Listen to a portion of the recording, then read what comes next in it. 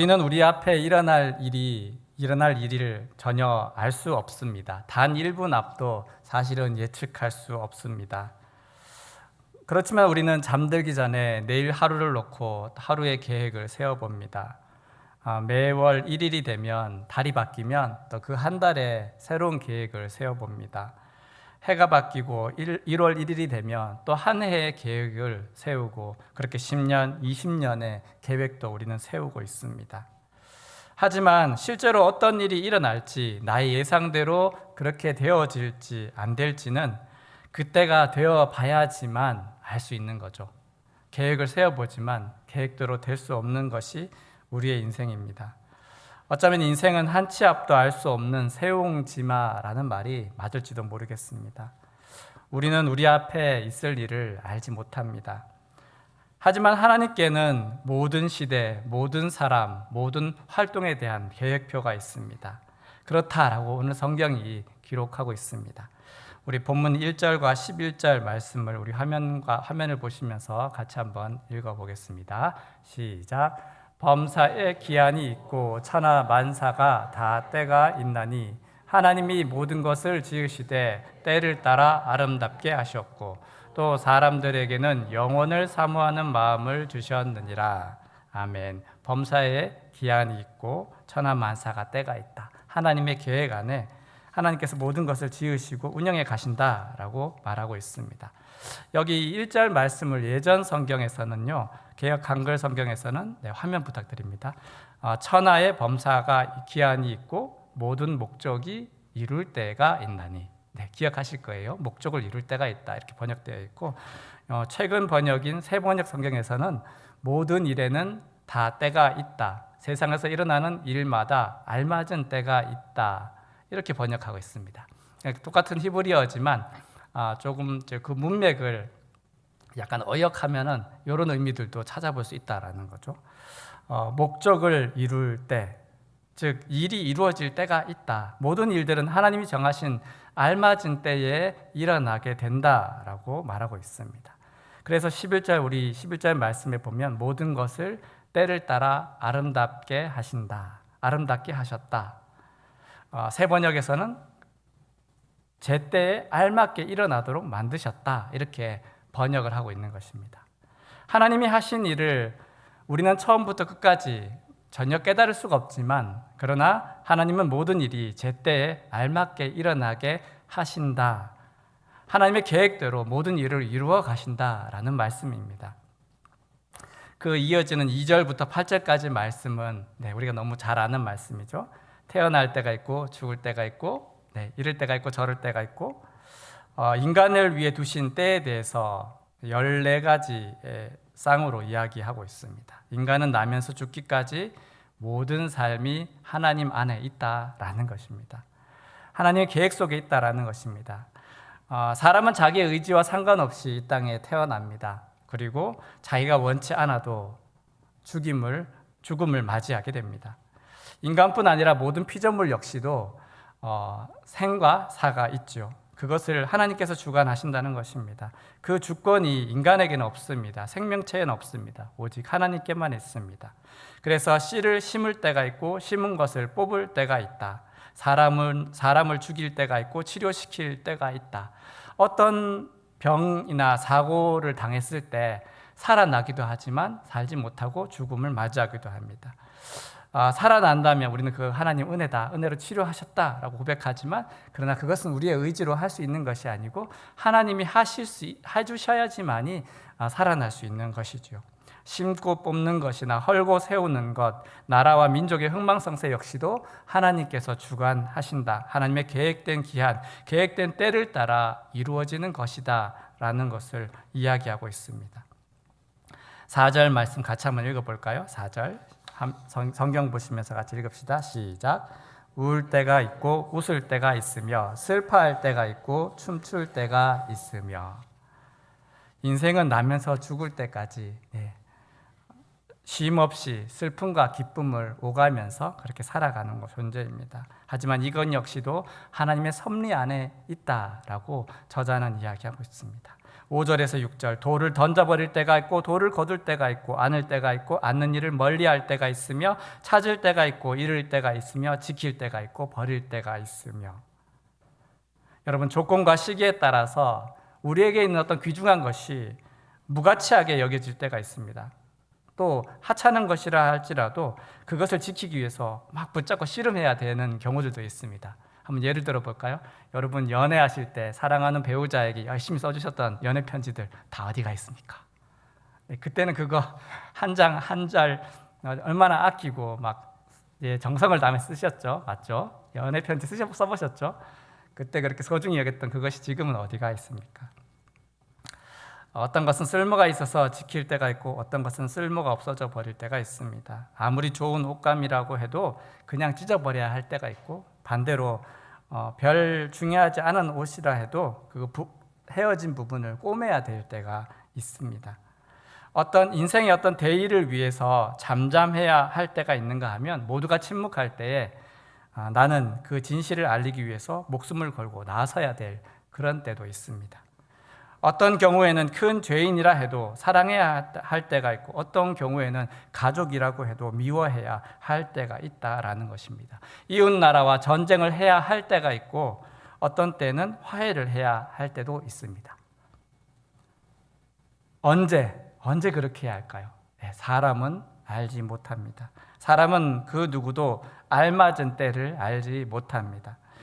하지만 모든 인생이, 모든 나라, 모든 민족, 그리고 이 세계가 모두 다 하나님의 계획하신 시간 속에서 진행되어지고 있다라는 것입니다. 여러분, 이 사실을 생각할 때 사람들은 크게 두 가지로 나누어집니다. 어떻게 나누어지느냐? 첫 번째는 어차피 모든 것이 하나님 뜻대로 되는 건데 내가 뭐 그렇게 신경 쓸 게 있을까? 하나님 계획대로 어차피 되는 것인데 내가 할 일이 뭐가 있겠나? 라고 하면서 그냥 나는 현실을 만족하며 최대한 느긋하게 인생을 즐기며 살아가겠다, 그런 시각을 가지는 사람이 있는가 하면, 두 번째는 하나님의 주권을 인정하고 그분의 시간표에 나를 맞추기 위해서, 인도에 가시는 하나님 뜻에 맞게 살아가기 위해서 그 섭리를 이해하기 위해 힘쓰고, 또 주님의 일하심을 위해 나는 어떻게 의롭고 선하게 쓰임 받을 수 있을까라는 것을 고민하면서 경건하게 살아가는 사람들이 있습니다. 똑같은 사건이지만, 똑같은 진실이지만 그것을 바라보는 시각에 따라서 너무나 극과 극에 살아가는 모습을 마주하게 됩니다.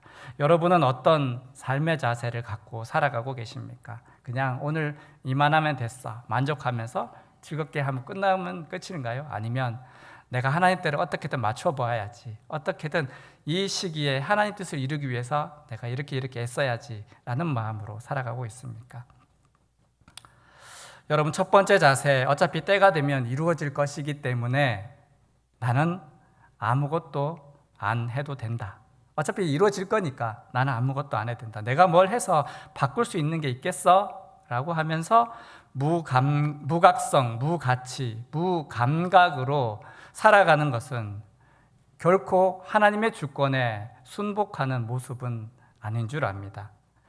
1절 말씀, 범사에 기한이 있고 천하 만사에 다 때가 있나니. 여러분, 모든 것에 기한이 있습니다. 하나님께서 이것을 주관하신다면, 하나님이 이 역사를 주관하신다면 우리는 우리 자신의 미약함을, 우리의 연약함을, 무지함을 인정하면서 오직 하나님의 통치 아래 엎드릴 수밖에 없다라는 것입니다. 그러므로 때를 따르는 삶은 다른 말로 순종이라고 부를 수 있겠습니다. 여러분, 순종을 무엇이라고 생각하십니까? 순종.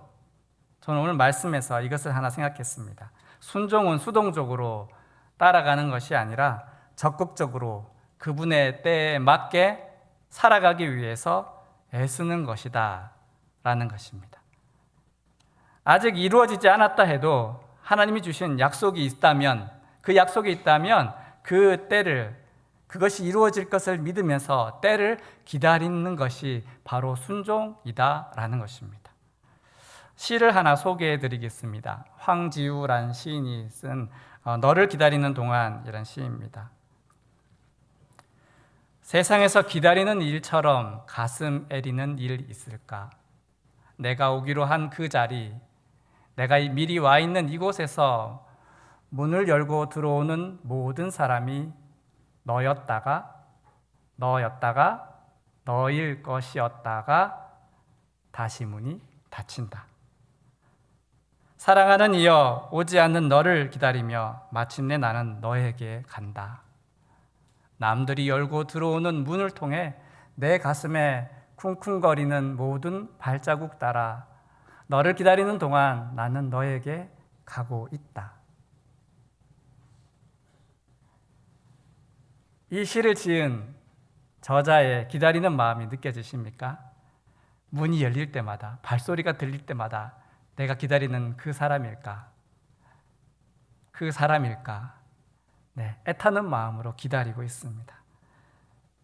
여러분, 기다리는 것 아무것도 하지 않는 것이라고요? 아닙니다. 오실 일을 맞이하기 위해서 겉으로 보기에는 그냥 자리를 지키고 있는 것처럼 아무것도 하지 않고 있는 것처럼 보이지만 기다리는 사람의 마음은 이미 그에게로 달려가고 있는 것입니다. 언제 올지 모르기 때문입니다. 올 것을 믿기 때문입니다. 그 올 것이라는 기대를 갖고서 참고 견디고 있는 것이죠. 반갑게 만나기 위해서 마음만은 달려가고 있다라는 것입니다. 마태복음 25장 말씀에 보면 열처녀 비유가 있습니다. 너무 잘 아는 말씀인데 신랑을 기다리는 10명의 신부, 때가 된 것 같은데 신랑이 오지 않습니다. 이때쯤 와야 되는데 안 옵니다. 한밤중이 되어도 신랑이 오지 않자 모든 신부가 지쳐서 잠이 들고 말았습니다. 여러분, 열처녀, 이 비유 속에 열처녀가 잠든 게 문제였나요? 아니요, 잠든 건 문제가 아니었어요. 문제는 등불과 함께 여분의 기름을 준비했느냐 아니었느냐라는 것입니다.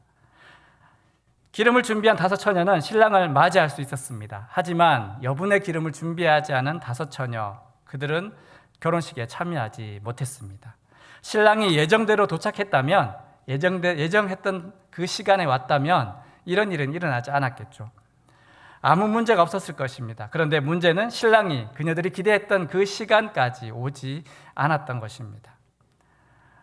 기다림이 연기되었기 때문입니다.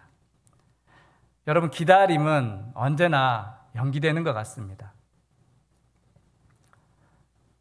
우리가 기다리는 사람은 언제나 우리가 기대한 시간보다 늦게 온다라는 거죠. 프란츠 카프카라는 소설가는 이렇게 말했습니다. 사람들이 기다리는 메시아는 와야 할 날보다 하루 늦게 올 것이다. 마지막 날이 아니라 가장 마지막에 올 것이다. 이해가 됐어요? 와야 할 날보다 하루 늦게 올 것이다. 마지막 날이 아니라 가장 마지막에 올 것이다. 예수님이 안 오신다가 아니고 오시긴 오시는데 언제나 예정하고 기대하는 날보다 늦게 오신다라는 것을 이 카프카가 이렇게 이야기하고 있습니다. 기다리는 사람은 와야 할 날이 아니라 그 이후를 기다려야 된다라는 거죠. 좀 말이 어렵나요? 기다리는 날보다 더 늦게 오실 것을 생각하고 있어야 된다라는 겁니다. 그렇지 않으면 주님을 만날 수 없다라는 것입니다. 열처녀 비유 속에서 말씀하고 있는 것처럼 와야 할 시간까지만 기다린 5명의 처녀는 그것을 몰랐죠. 기다림의 그 시간이 내가 기대했던 그 시간에 이루어지지 않을 수도 있다는 것을 생각하고 있어야 되었다라는 것입니다. 그것을 생각하지 못했기 때문에 어리석은 5처녀가 되고 말았습니다. 기다림은 언제나 그런 것 같습니다. 제때라는 게 없고 언제나 미뤄질 수 있다는 것, 예상대로 되지 않을 수 있다는 것을 항상 생각하면서 기다림이 한없이 지연될 수도 있다라는 것을 생각하면서 대비해야 한다라는 것입니다. 기다림을 삶으로 받아들여야 된다라는 겁니다. 여러분, 그러면 다시 묻겠습니다. 기다림은 아무것도 안 하는 겁니까? 예, 굉장히 어려운 것입니다. 하나님의 주권을 인정하고 그분의 시간표에 맞춰 살아가는 것은 결코 쉬운 일이 아니다라는 것입니다. 모든 일이 하나님께서 그것을 이루시려고 작정하신 때가 있다고 하지만 우리가 그 때를 기다리는 것은 우리에게 결코 쉬운 일이 아니다라는 것입니다. 왜 하나님은 우리를 제한된 시간, 제한된 물질, 제한된 소유를 갖게 하시고 병에 걸리게 하시고 빈곤과 전쟁을 만나게 하시고 어려움을 겪게 만드실까? 왜 이 척박한 땅에 살게 하셔서 평생을 수고하며 살아가게 하시고 그리고 그 끝마저도 절망, 죽음을 만나게 하시는 것일까? 죽음을 통해서 우리는 왜 사랑하는 이들과 헤어져야만 하는 것일까요? 우리는 그 이유를 알기 위해서, 그 답을 찾기 위해서 성경을 읽습니다. 네, 성경을 읽으니까 답이 나와 있습니다. 뭐라고 써 있느냐? 시간 속에 사는 인생의 참 의미와 가치는 영원하신 하나님 안에서만 발견할 수 있다라는 것입니다. 14절 말씀을 우리 같이 한번 읽겠습니다. 14절 시작. 하나님께서 행하시는 모든 것은 영원히 있을 것이라 그 위에 더할 수도 없고 그것에서 덜할 수도 없나니 하나님이 이같이 행하심은 사람들이 그의 앞에서 경외하게 하려 하심인 줄을 내가 알았도다. 아멘. 우리는 오직 하나님 알기를, 그러므로 하나님 알기를 힘쓰고 성경 말씀을 읽고 배우는 것이 가장 큰 복이다라고 생각하면서 두려우신 하나님을 모시고 하나님의 뜻을 이루기 위해 최선을 다해 살아가야 한다라는 것입니다. 어차피 하나님의 시간대로 모든 것이 흘러갈 건데 내가 뭐 한들 소용이 있겠나라는 그런 마음으로 그냥 이 한 목숨 즐기면서 행복하게 살아보자 라고 그렇게 살아가는 것은 결코 하나님께서 우리를 지으신 뜻에 맞지 않다라는 것입니다. 전도서 3장 11절에서 13절 말씀을 공동번역 성경에서 이렇게 기록하고 있습니다. 하나님께서 사람에게 역사의 수수께끼를 풀고 싶은 마음을 주셨지만 하나님께서 어떻게 일을 시작하여 어떻게 일을 끝내실지 아는 사람은 하나도 없다는 것을 나는 알았다. 결국 좋은 것은 살아있는 동안 잘 살며 즐기는 것밖에 없다는 것을 깨달은 것이다. 사람은 모름지기 수고한 보람으로 먹고 마시며 즐겁게 지낼 일이다. 이것이 바로 하나님의 선물이다. 여러분, 이 말씀을요 그냥 문자 그대로 읽으면 먹고 마시고 즐겁게 지내면 끝뿐이다 라고 이렇게 오해할 수 있습니다. 그러려고 주신 목숨 아니겠나 오해할 수 있습니다. 하지만 이것도 헛되고 저것도 헛되니 개인의 삶에 허락된 자기에게 주신 복, 그냥 물질, 내게 허락한 건강 그냥 즐기며 살아가면 끝 아니겠느냐라고 구절만 딱 떼어 생각하면 오해할 수도 있겠지만, 그러나 우리는 전도서 전체의 흐름 가운데서 이 구절을 다시 잘 바라보아야 합니다. 전도서 12장 1절 말씀과 13절 14절 말씀을 우리 같이 한번 읽겠습니다. 시작. 너는 청년의 때 너의 창조주를 기억하라. 일의 결국을 다 들었으니 하나님을 경외하고 그의 명령들을 지킬지어다. 이것이 모든 사람의 본분이니라. 하나님은 모든 행위와 모든 은밀한 일을 선악간에 심판하시리라. 아멘. 앞에서 이야기한 전도서 3장 11절의 말씀하고는 상반된 말씀이죠. 너희 그렇게 살아봐라. 그렇게 사는 게 좋아 보이지만 그게 무슨 의미가 있겠냐라는 겁니다.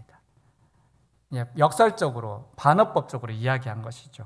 하나님이 우리의 모든 일을 보고 계시고 마지막 때 그것에 대해서 심판하실 것이기 때문에 지금 매일의 삶 순간순간을 창조주 하나님을 기억하며 살아가라라는 것을 분명하게 우리에게 말씀해주고 있습니다.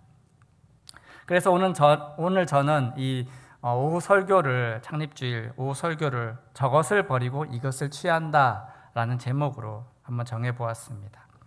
하나님의 때를 알 수 없기 때문에 그냥 현실을 즐기며 살아가는 자가 아니라 하나님의 심판이 있기 때문에 우리의 생각과 우리의 행동들이 하나님의 시간에 맞추어서 살아가기 위해서 늘 경건하며 최선을 다해 살아가야 된다라는 것이죠. 개그맨이었다가 지금은 작가 겸 대중강연가로 활동하고 있는 고명환이라는 사람이 있습니다. 고명환 이름 들어보셨을 것 같아요. 이분이 지금은 개그맨 활동을 하지 않고 있지만 다른 분야로 열심히 일하고 있습니다. 식당을 몇 번 차렸다가 망해본 경험이 있다고 합니다. 그런데 이 성경의 말씀, 이 전도서 말씀을 붙잡고서 이제는 식당을 잘 운영하고 있다고 합니다. 그는 많은 책을 읽으면서 인생에게 주시는 하나님의 소중한 가르침들을 일반 서적으로 이렇게 많이 또 대중 강연을 통해서 열심히 소개하고 있습니다. 제가 서점에서 도서관에서 일반 책을 빌렸는데 개그맨이 쓴 책이네, 재밌는 책인가 읽어봤더니 신앙서적이었어요. 고명환 씨가 자기의 신앙 고백들, 자기가 살아오면서 큰 어려움이 있었다가 그것을 통해서 깨닫게 된 하나님의 음성, 그것을 통해서 변화된 자기의 인생에 대해서, 그리고 사람들에게 해주고 싶은 그 좋은 말씀들을 책으로 써놓은 그런 책을 읽었습니다. 그 책에 한 대목인데요, 중국 철학자 노자가 한 말, 저것을 버리고 이것을 취한다 라는 그 대목에 이런 글이 나와 있습니다. 제가 자막을 준비 못했는데 한번 잘 들어보십시오. 그냥 쉽습니다. 저것을 버리고 이것을 취한다. 아침에 알람을 끄고 좀 더 자는 것이 저것이고, 바로 벌떡 일어나는 것이 이것이다. 일어나자마자 핸드폰을 손에 드는 것이 저것이고, 책을 펼쳐 드는 것이 이것이다. 출근하면서 월급날이 며칠 남았나 세어보는 것이 저것이고, 오늘 할 일을 미리 계획해보고 자발적으로 일할 수 있는 아이디어를 구상하면서 출근하는 것이 이것이다. 지각 1분 전 겨우 회사에 도착하는 것이 저것이고, 출근 전에 교회에 들러서 기도하고 출근해도 도착하는 시간이 넉넉한 것이 이것이다. 이 일 못하는 동료를 뒤에서 욕하는 것이 저것이고, 앞에서 당당하게 도와주는 것이 이것이다. 남에게 받은 만큼 또는 그보다 적게 되돌려주는 것이 저것이고, 받은 것보다 훨씬 많이 돌려주는 것이 이것이다. 이미 일어난 불행에 대해서 그렇게 했으면 이런 일이 안 일어났을 텐데 하고 후회만 하는 것이 저것이고, 모든 문제는 해결책과 함께 온다는 긍정적인 마음으로 대응 방법부터 모색하는 것이 이것이다. 다이어트는 내일부터라며 결심만 하고 미루는 것이 저것이고, 지금 당장 운동화로 갈아 신고 밖으로 나가 달리는 것이 이것이다. 가게가 망해서 폐업할 때 힘들다며 직원들의 월급을 10,000원이라도 깎으려는 것이 저것이고, 월급은 당연히 주고 힘들어도 단돈 10,000원이라도 더 주려 하는 마음이 이것이다. 수익을 더 남기기 위해서 가장 싼 식재료를 구입해서 손님 상에 올리는 것이 저것이고, 어떻게 하면 식당 밥도 집밥처럼 건강하게 만들 수 있을까 고민하며 좋은 재료를 구입하는 것이 이것이다. 굳이 다 알고 있는 얘기를 왜 계속 쓰는 거야? 라고 책을 보는 사람에게 이야기하는 겁니다. 왜 쓰는 거야? 라고 생각하는 게 저것이고, 그래 나도 다 아는 말인데 알면서도 실천하지 못했구나 라는 깨달음을 받는 것이 이것이다. 저것과 이것 구분이 되시죠? 이 고명한 자기의 고백입니다. 그런데 이분이 무슨 얘기를 하냐면, 우리 속에 항상 선과 악, 나태함과 성실함, 이기심과 이타심이 공존하고 있는데, 선한 일을, 옳은 일을 해야 된다는 것을 누구나 알고 있지만 그것을 행하지 못하는 이유는 그것을 실행하기 위해서는 고통이 뒤따르기 때문이다라는 거죠. 이것을 실행하기 위해서는 반드시 우리 안에 분명한 기준이 있어야 된다라는 겁니다. 어떤 일을 하려고 할 때 고통이 따르지 않는다면, 너무 쉽고 편하기만 하다면 고민을 해봐야 된다는 겁니다. 내가 지금 옳은 결정을 하고 있는지 점검해야 된다라는 겁니다. 여러분에게는 어떤 저것이 있고 어떤 이것이 있습니까? 한번 오늘 예배 마치고 집에 가셔서 종이에 한번 적어 보십시오. 내게 어떤 저것이 있고 어떤 이것이 있는지. 그리고 자기가 적은 글을 읽어보면서 저것을 버리고 이것은 취하겠다라는 그런 새로운 결심을 해보시면 좋겠습니다. 본문 14절 말씀 새 번역으로 이렇게 기록되어 있습니다. 이제 나는 알았다. 하나님이 하시는 모든 일은 언제나 한결같다. 거기에다가는 보탤 수도 없고 뺄 수도 없다. 하나님이 이렇게 하시니 사람은 그를 두려워할 수밖에 없다. 하나님이 어떻게 일을 시작하시고 어떻게 일을 끝내실지 아무도 모른다라는 거죠. 그렇지만 분명한 사실은 가장 알맞은 때 하나님이 계획하신 그 시간표대로 우리를 인도해 주실 것을 믿으면서 나는 하나님의 시간표를 따라서 그분이 원하시는 올바른 인생을 살아가겠노라. 하나님을 경외하는 삶에서 조금도 벗어나지 않아야 되겠다. 그런 결심을 갖는 것입니다. 여러분, 하나님의 시간표에 대해서 어떻게 생각하십니까? 성경 속에도 하나님의 시간표에 대한 많은 말씀들이 있는데요. 오늘 주일 예배 때 소개된 것처럼 요셉의 경우에도 당신들 앞서서 나를 보내셨습니다. 요셉이 고백하지 않습니까? 가족들을 구원할 그 사명을 맡기시기 위해서 하나님 나를 인신매매 당하게 하셨다. 이곳으로, 아무도 없는 이곳으로 내가 팔려오게 하셨다. 전혀 좋아질 가능성이 없어 보였던 그 일이, 그러나 하나님은 이스라엘 민족을 구원하기 위한 놀라운 계획을 시작하시던 그때였다라는 것입니다.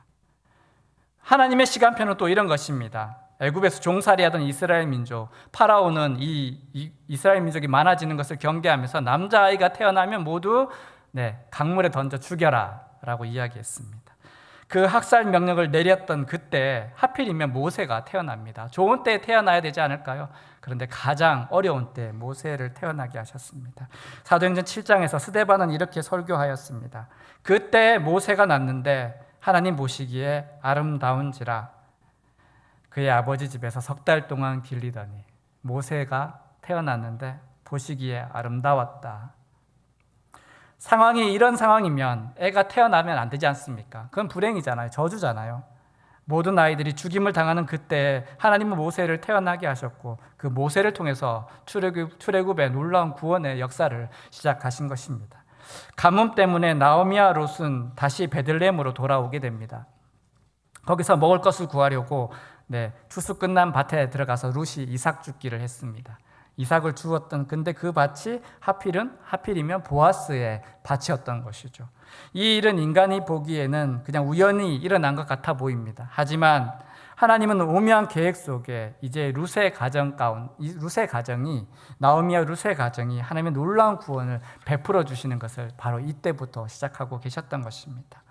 여러분에게는 어떤 사건이 일어나고 있습니까? 어떤 일이, 어떤 시간표가 여러분에게 이루어지고 있는지 여러분은 짐작이나 하실 수 있을까요? 저는 최근에 큰아이 때문에, 저희 고3 큰아이 때문에 굉장히 큰 어려움을 겪었습니다. 끝났다고 얘기할 수도 없겠지만 그 아이 때문에 정신적으로 온 가족이 경제적으로 굉장히 큰 어려움에 처하게 되었습니다. 그런데요, 이 일을 통해서 정말 저는 하나님이 큰 은혜를 베푸셨다라는 것을 고백할 수 있습니다. 가정의 소중함을 느끼게 됐고 자녀를 어떻게 하나님 뜻대로, 하나님의 것으로 인정하면서 하나님 뜻대로 길러야 될지를 배우게 되었습니다. 만약 이 사건이 없었다면 내가 정상적으로 가정 목회를 하고 있었을까? 정말 우리 가정이 엉망진창이었다는 것을 우리 큰아이를 통해서 깨닫게 되었어요. 아무 문제가 없었다면, 아무 일이 없었다면 더 크게 잘못될 수 있었던 우리 가정을 하나님이 이 일을 통해서 다시금 볼 수 있게 해주셨죠. 제가 얼마나 잘못된 아빠였는지를.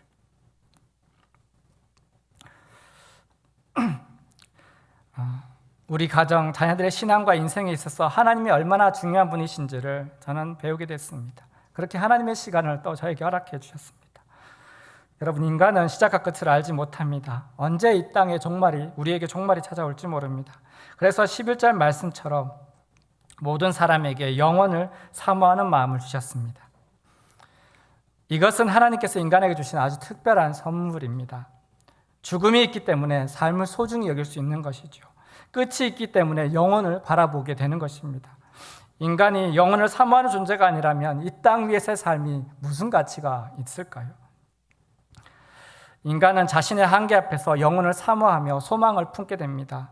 건강의 한계를 느껴본 사람, 소유의 한계를 느껴본 사람, 인간관계의 한계를 느껴본 사람, 배움과 자아실현의 한계를 느껴본 사람은 영원한 일에 대한 소망을 품게 됩니다. 여러분, 건강이 나빠져 본 경험을 해본 사람이라야만이 건강의 소중함을 압니다. 공감하실 거예요. 경제적인 큰 어려움을 겪어보신 분들만이 내가 받는 매달의 적은 월급이 얼마나 소중한 것인지를 아실 것입니다. 인간관계에 큰 어려움을 겪어본 사람이 오히려 관계의 소중함을 알게 됩니다. 저같이 육아의 문제로 큰 어려움을 겪어본 사람은 그리스도 안에서 자녀를 키우는 것이 얼마나 중요한 것인지를 배우게 됩니다. 그렇게 자신에게 있는 부족한 부분들을 이제 하나님께서 채워주시길 바라면서 그렇게 하나님의 때를 기다리며 하나님을 온전히 신뢰할 수 있도록 우리를 인도해 주신다라는 것입니다. 여러분, 믿음 안에서 보니까 죽음조차도 우리를 위한 하나님의 소중한 시간이다라는 것을 우리는 알 수 있습니다. 여호와께 소망을 두고 살아가는 사람만이 영원한 미래를 바라볼 수 있기 때문입니다. 말씀을 정리하겠습니다. 우리를 향한 하나님의 시간표가 흘러가고 있습니다. 그러나 우리는 어떤 일들이 우리에게 일어나고 있는지 사실은 다 미처 깨닫지 못합니다.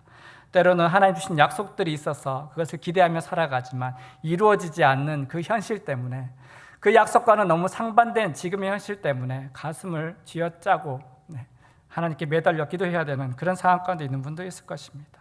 하지만 하나님의 시간표는 진행되어져 가고 있습니다.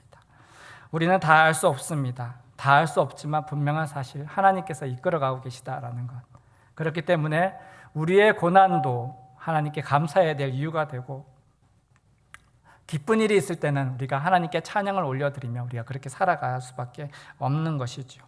하나님이 하시는 일에는 우리가 더하거나 뺄 것이 없다라는 이 고백이 바로 앞으로 우리 인생을 살아갈 우리 모두의 고백이 되었으면 좋겠습니다. 저는 41년 전에 우리 교회가 시작될 때 지하실 맞죠? 어렵게 시작됐다라는 것을 들었습니다. 그때 과연 지금처럼 이렇게 아름다운 교회당을 갖게 될 것을 기대했을까요? 이렇게 아름다운 성도들과 함께 신앙생활을 할 수 있게 될 것을 기대했을까요? 우리의 기대보다 하나님 항상 더 놀라운 일들을 이루어 주셨고, 우리가 기대했던 때보다 더 빨리 하나님이 역사하셨고, 내가 생각했던 그들을 훨씬 뛰어넘는 아름다운 것들로 하나님 우리에게 베풀어 주시는 분이십니다. 여러분, 다음 주부터 여름 성경학교가 교회학교 여름 성경학교 시작되어지는데, 매년 해마다 이어지는 연례 행사처럼 생각하지 않으시면 좋겠습니다. 하나님의 시간표가 가고 있습니다. 우리 어린 영혼들을 향한 하나님의 시간표가 시작되어지고 있습니다. 그 말씀을 듣는 어린 아이들 하나하나가 이 성경학교를 통해서 하나님을 만나게 될 때 그들의 인생 가운데 얼마나 놀라운 기적들이 일어나게 될지 우리는 도무지 예상조차도 할 수가 없는 것입니다. 그렇기 때문에 우리는 그들을 위해서 기도해야 되고, 우리 성경학교를 위해서 기도해야 될 줄 믿습니다. 다 알 수 없지만, 다 우리가 알아낼 수 없지만, 그러나 하나님 일하고 계시다는 것을 우리가 믿기 때문에 그 때를 기다리며 우리는 나아가야 할 줄 믿습니다.